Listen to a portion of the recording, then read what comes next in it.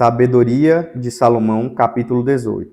Porém, para os teus santos brilhava uma forte luz. Os egípcios, seus inimigos, podiam ouvir os israelitas falar, mas não os podia ver. Eles achavam que os israelitas eram felizes, pois não estavam a sofrer.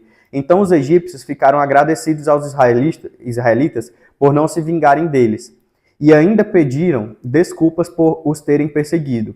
Em vez da escuridão, tu destes ao teu povo uma coluna brilhante de fogo, para o guiar por caminhos desconhecidos.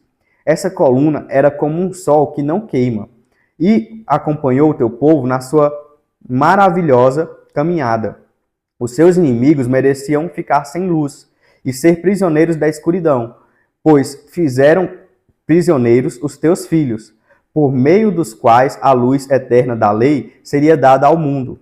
A morte dos filhos mais velhos dos egípcios, a morte dos filhos mais velhos dos egípcios. Agora a gente lê os versículos dessa primeira parte, né, do capítulo 18. Agora a gente vai falar da morte dos filhos mais velhos dos egípcios. Os egípcios resolveram matar as crianças do teu povo, mas o menino israelita foi salvo depois de ter sido abandonado. Para os castigares, fizeste morrer muitos dos seus filhos, e mataste todos os egípcios nas águas furiosas. Tu já tinhas contado aos nossos antepassados o que iria acontecer naquela noite, para que ficassem cheios de coragem. No teu conhecimento das promessas em que confiavam, O teu povo já esperava que os justos fossem salvos e que os inimigos fossem destruídos. Tu usaste o mesmo meio para castigar os nossos inimigos e para nos honrar, chamando-nos para sermos o teu povo. Os santos descendentes dos bons oferecem-te sacrifícios em segredo. Juntos prometeram obedecer à tua divina lei e resolveram repartir uns com os outros tanto as bênçãos como os perigos. Olha só que lindo, gente. Aqui não tem como a gente não falar, né? Os santos descendentes dos bons ofereceram-te sacrifícios em segredos. Juntos prometeram obedecer à tua divina lei e resolveram repartir uns com os outros tanto bênçãos como perigos. Uau, não, que é isso? Então começaram a cantar os hinos dos deuses, dos seus antepassados, Ao mesmo tempo, ouviam-se os gritos cheios de confusão dos inimigos. Por toda a parte espalhavam-se as lamentações dos que choravam a morte dos seus filhos. Os escravos e os seus senhores receberam o mesmo castigo. As pessoas humildes sofreram o mesmo que o rei sofreu. Todos tiveram igualmente um número enorme de parentes mortos, pessoas que tinham morrido da mesma maneira.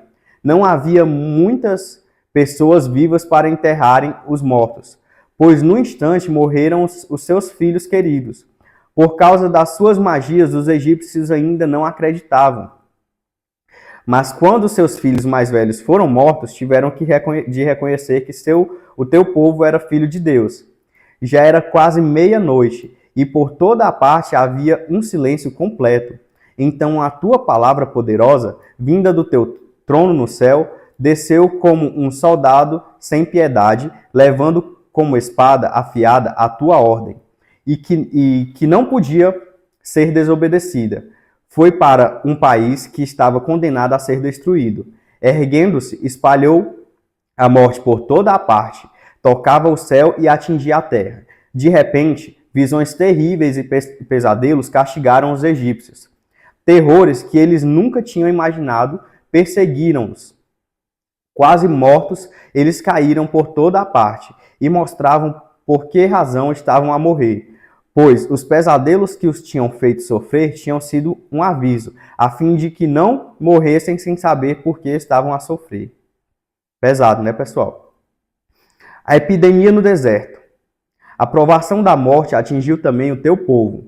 Uma epidemia matou muitos deles no deserto, mas a tua ira não durou muito tempo, pois um homem irrepreensível apressou-se a defender o teu povo. Ele carregava as suas armas de sacerdote, isto é, a oração e o incenso com que pedia a Deus o perdão dos pecados. Ele resistiu à tua ira e acabou com a epidemia, mostrando assim que era teu servo. Não foi pela força física nem pelo poder das armas de guerra que ele venceu a tua ira. Foi por meio das suas palavras que conseguiu que tu parasses de castigar, fazendo com que te lembrasses das tuas promessas e das alianças para com os nossos antepassados. O corpo dos mortos já se amontoavam uns em cima dos outros, quando ele se pôs no meio e fez parar a tua ira, cortando o caminho que ia para os vivos no seu comprido manto sacerdotal. Estava representando o mundo inteiro. Nas 4 fileiras de pedras preciosas estavam os nomes famosos dos patriarcas. Na coroa que ele usava na cabeça estava a placa que representava a tua grandeza. Diante dessas coisas, o destruidor ficou com medo e foi-se embora. Uma pequena amostra da tua ira tinha bastado. Sabedoria de Salomão, capítulo 18. Gente, nessa parte da nossa leitura, eu sei que fica mais difícil, principalmente para quem... Porque tem gente que eu só chamei para assistir aqui, mas a pessoa já deve ter uma base lá de Provérbios, deve ter uma base de Eclesiastes. Para quem caiu aqui de paraquedas, ou para quem... Juan, eu assisti Provérbios, assisti Eclesiastes, mas está sendo difícil para mim. Aqui eu vou dar uma resposta para você. É porque aqui as coisas são baseadas na história bíblica que já existe. Aqui, por exemplo, muita coisa é sobre os egípcios quando eles tinham os judeus como escravos, né, ou como servos, dependendo de como você enxerga a história. Então, aqui está falando muito dos exemplos de quando Deus mandou Moisés lá fazer as obras, né, do cajado que virou serpente, do mar que virou um mar de sangue e de outras coisas assim, mostrando como Deus castigou o povo que estava prendendo o povo de Deus, que eram os israelitas, e como Deus protegeu e deu visão e iluminação aos israelitas, né? Israelitas, israelenses. Então, no caso israelitas na época, porque israelense hoje em dia é quem nasce em Israel, mas na época Israel não existia, Israel era um povo, Israel não era um lugar. Então, gente, aqui, às vezes fica difícil entender exatamente por isso, porque você tem que conhecer um pouco da história. Mesmo assim, você consegue ir tirando códigos para quando, inclusive, você for ler a história também, você entender como se deu e como se dá essa energia de que Deus coloca sobre a gente, sobre o povo dele escolhido, sobre quem ele protege, para que a pessoa consiga passar pelas dificuldades. Porque muitas vezes a mesma dificuldade para uma pessoa que está com Deus e com visão, essa pessoa vai enfrentar ela e vai crescer, vai se tornar mais forte.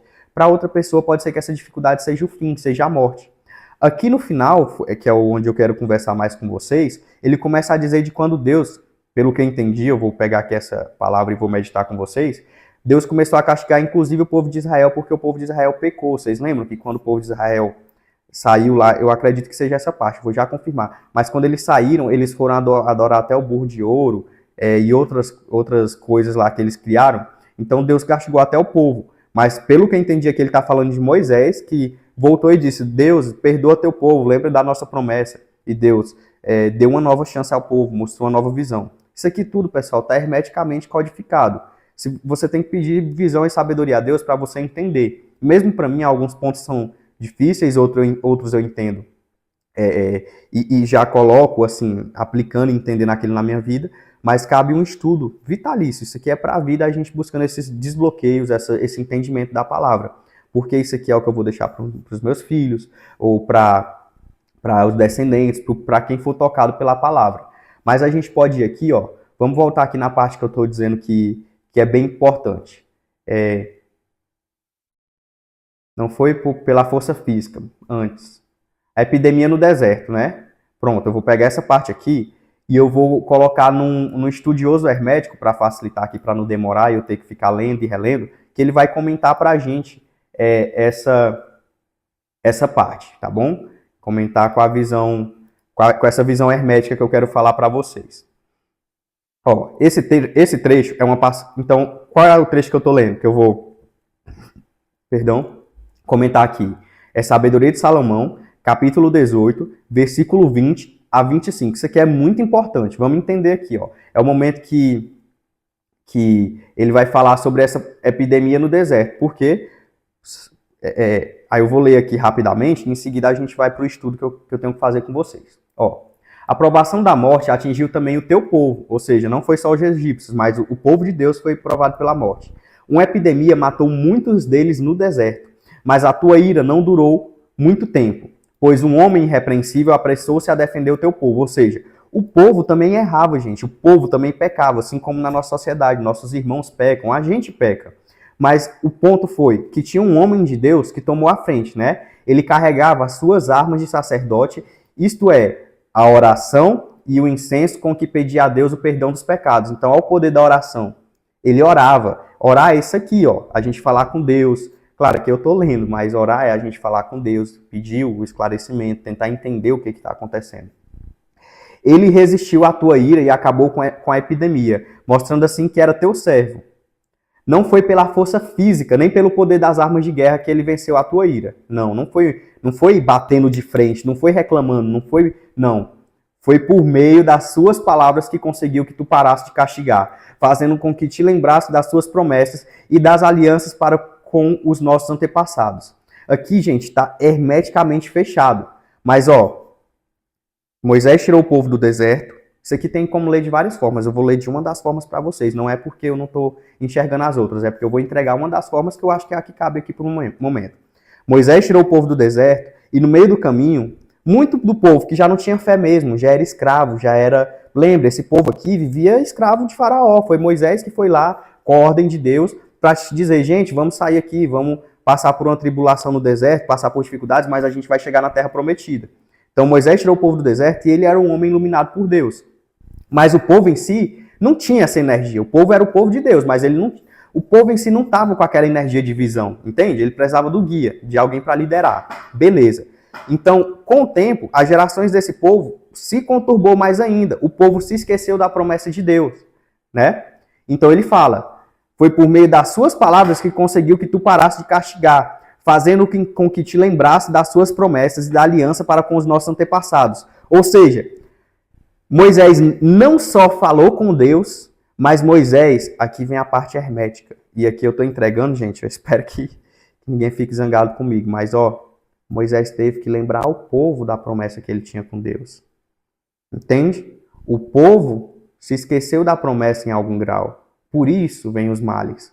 Por quê? Porque se o povo estivesse com Deus, ele ia continuar vigilante, ia enxergar as ameaças chegando. Entende que é uma via de mão dupla? Eles iam enxergar a ameaça chegando.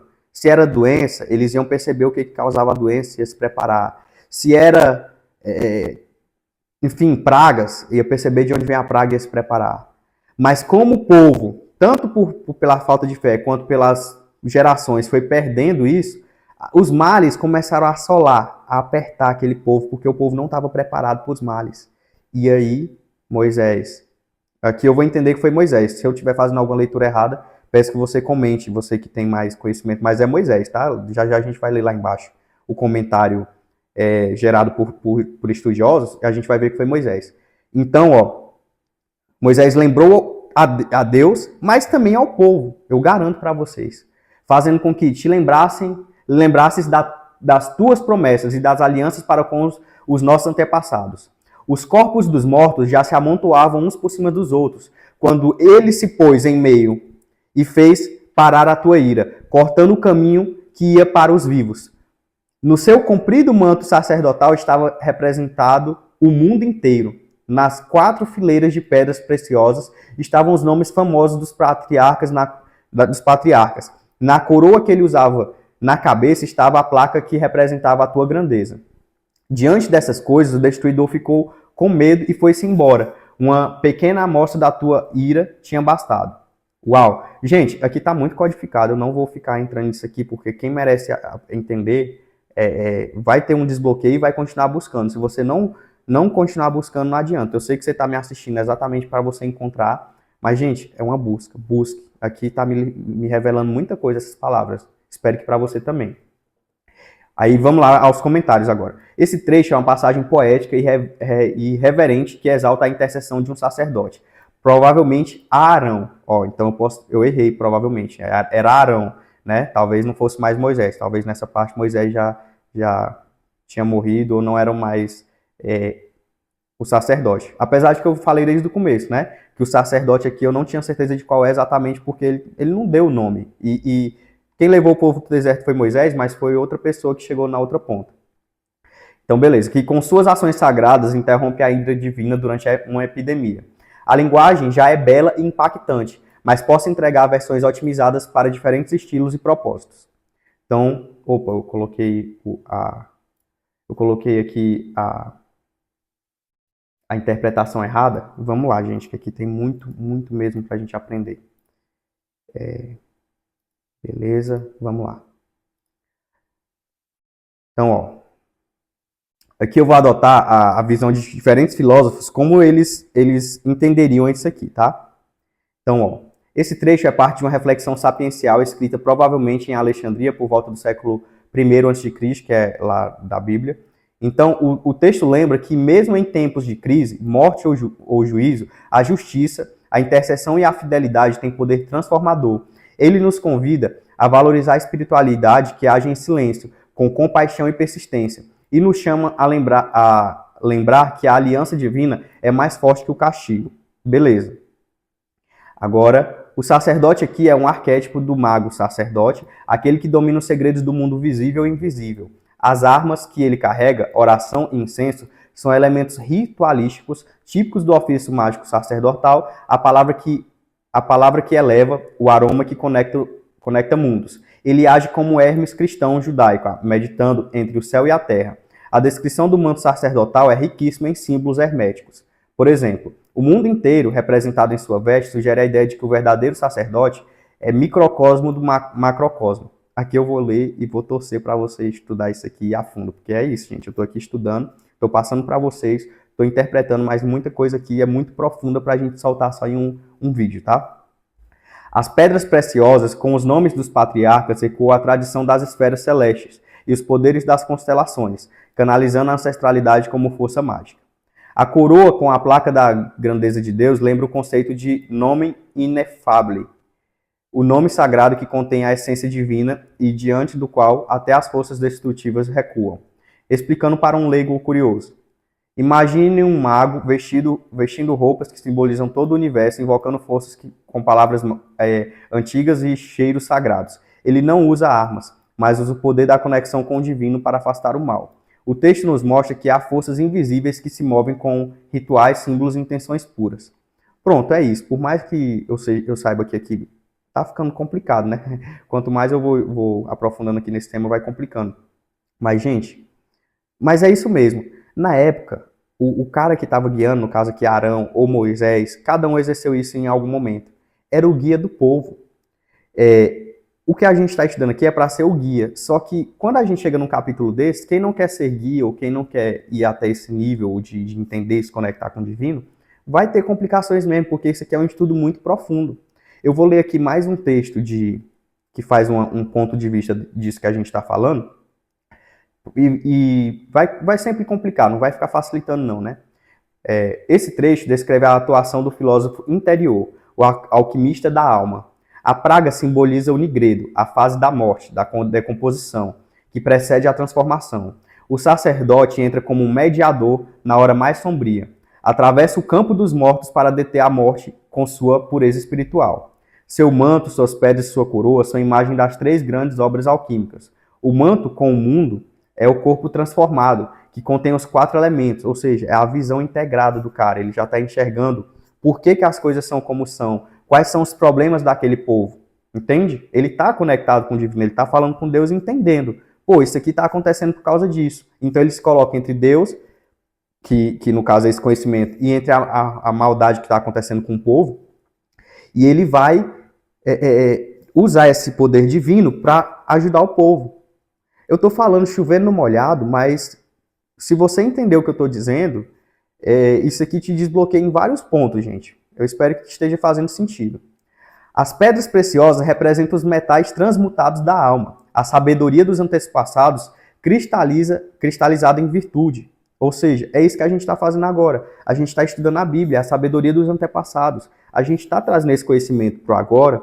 No caso, eu estou fazendo essa imantação em mim. Por quê? Porque quando eu for enfrentar meus desafios diários, todos nós temos desafios, eu vou saber, olha o tanto que meus antepassados me ensinaram. Não é sobre o momento, é sobre saber como os antepassados já passaram por situações semelhantes. E não é só sobre saber isso. mas é uma conexão com o divino, porque no final, para conectar toda a informação com o campo real e prático, só você tendo uma conexão com o divino. A coroa com o nome de Deus é a iluminação final, o ouro filosofal, a consciência desperta e unitiva com o divino. Que o divino, pronto, é aqui. O cara está integrado, está desperto. Então, aplicando na vida cotidiana, todos nós enfrentamos epidemias interiores, ansiedade, tristeza e ressentimento, tanto interiores quanto exteriores, como era lá para o povo. O texto nos ensina que, em vez de lutar com a agressividade, podemos vestir o manto da oração, da memória dos nossos ancestrais e da busca de sentido maior. Nossos rituais diários, respirar, agradecer, meditar, são incensos que nos ajudam a transformar a dor em sabedoria. Agora uma reflexão integrativa sobre isso. Esse trecho nos ensina que, em tempos de morte, causa e julgamento, seja coletivo ou interior, seja fora ou dentro, seja só para você, Juan, estou com um problema aqui, que eu tô sem dinheiro, estou com medo, estou com não sei o quê. Ou seja, coletivo, Juan, minha família está ruim, todo mundo briga, minha sociedade não sei o quê. Seja coletivo ou interior, existe uma força silenciosa e poderosa, a intercessão compassiva. Não são as armas ou gritos que mudam o mundo. Não adianta você ficar reclamando, não adianta você brigar, não adianta você tentar. Mas a oração constante, o símbolo carregado de intenção, a memória dos nossos ancestrais é a coragem de se colocar no meio, entre o mal e os que ainda vivem. Ou seja, ajudar. A gente vai em busca de resposta, de conhecimento e ajuda quem está vivo. Vai em busca de resposta, ajuda quem está vivo. Mais ou menos assim, né? Claro que aqui é como eu já falei desde o início, existem várias interpretações, porque isso aqui é uma coisa totalmente multidimensional, é metafísico, mas é uma forma de se fazer. Cada um de nós pode ser este sacerdote, alguém que escolhe transformar a dor em um elo com o divino. Nosso corpo pode ser o templo, nossa alma o altar, nossa vida o incenso. Assim a destruição recua e a promessa floresce. Hoje eu estava, inclusive, assistindo novamente lá em Provérbios os vídeos que eu fiz, e eu falei, ora, como você afasta do mal? Primeiro você tem que ser bom. Primeiro passo, você vai cuidar primeiro de si. Você limpa a sua mente interior aqui, tira coisa ruim. Beleza. Depois, você vai melhorar isso em você como um todo, externamente. Primeiro você limpa a sua mente, depois você melhora externamente, ou seja, tira traços de coisa ruim de você, né? Seguida, você pode buscar ajudar o próximo, mas mesmo na ajuda do próximo, você, pessoal, tem que escolher sair de lugar ruim, estar em cada vez melhores ambientes. Por quê? Se eu sou bom, tenho, né, transpareço bondade e só ando com coisa boa, com gente boa, que espaço para a ruindade vai ter na minha vida? E assim você vai limpando isso na sua vida. Ah, Juan, mas se eu não for no lugar ruim, eu não vou conseguir ajudar as pessoas. Aí já é outra história, gente. Estou te ensinando como é que você se ajuda. Seja bom, se cuide, se afaste de coisa ruim. Ah, Juan, mas em minha casa tá ruim. Você lembra o que eu disse antes? Limpa primeiro sua mente, melhora sua mente, começa a colocar em prática. Melhorar você, dê o exemplo. Melhorou você? Agora começa a arrumar a sua casa. Arrumou sua casa? Aí a pessoa que está no seu ambiente, ela vai perceber a mudança. Vamos supor que é um parente seu que vive com coisa ruim. Você vai mostrar para aquele parente como que evolui. Mostrou para o seu parente, aí você ajeitou sua casa está sob controle. Claro que sempre tem que estar ajeitando. Aí sim você vai lá para fora. Se não, gente, você está indo lá fora buscar coisa ruim para você, entendeu? Então, é isso, é esse trabalho constante. Enfim, eu chovi no molhado, mas isso aqui é o básico. E tem gente que erra nesse básico que é do dia a dia. Não tem jeito. Isso aqui é o básico do básico, mas é o básico que muita gente erra. E eu erro também, com certeza, porque senão eu estaria podre de rico ou alguma coisa assim. Por quê? Porque eu tô ajeitando minha vida. Claro que eu já sou rico, mas estou ajeitando minha vida, estou ajeitando minha casa, tento ajeitar no meu trabalho o que eu posso. E a gente sempre deixa passar alguma coisa. É isso, é uma evolução constante. Mas espero que tenha feito sentido. E essa foi a nossa leitura de Sabedoria de Salomão, capítulo 18. Avante!